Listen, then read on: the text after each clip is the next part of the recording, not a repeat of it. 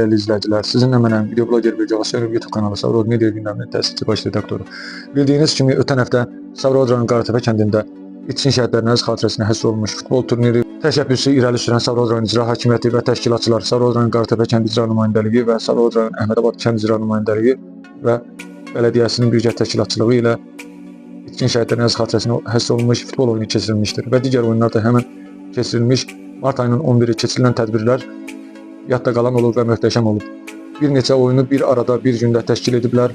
Gənclər və məktəblər arasında oyun keçirilir. Həmən oyunun davamı olaraq Savrod rayon Qaratape kənd sakini Natiq Ağayev mənə müraciət ediblər ki, biz kəndlər arası Savrod rayon Qaratape kəndində yenidən futbol turniri keçirmək istəyirik.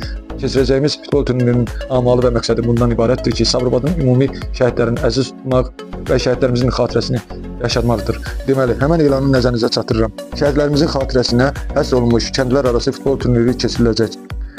Hörmətli Sabirabad sakinləri və futbol sevərlər, vətən uğrunda canından keçən qəhrəman şəhidlərimizin əziz xatirəsini uca tutmaq və gənclər arasında vətənpərvərlik ruhunu aşılamaq Sabirabad rayonu Qaratape kəndində möhtəşəm futbol turniri keçiriləcəkdir.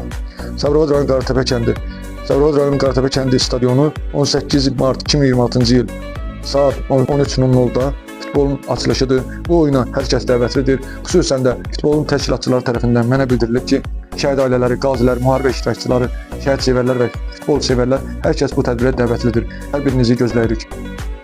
Futbol turnirinin media dəstəyi YouTube kanalı Savrod Media gündəmi video bloger Böcək Aslanov. Bizi izləmədə qalın, videonu bəyənib, komment yazıb maksimum dərəcədə paylaşın ki, bu oyundan kimlərin ki xəbəri yoxdursa hər kəs xəbərdar olsun.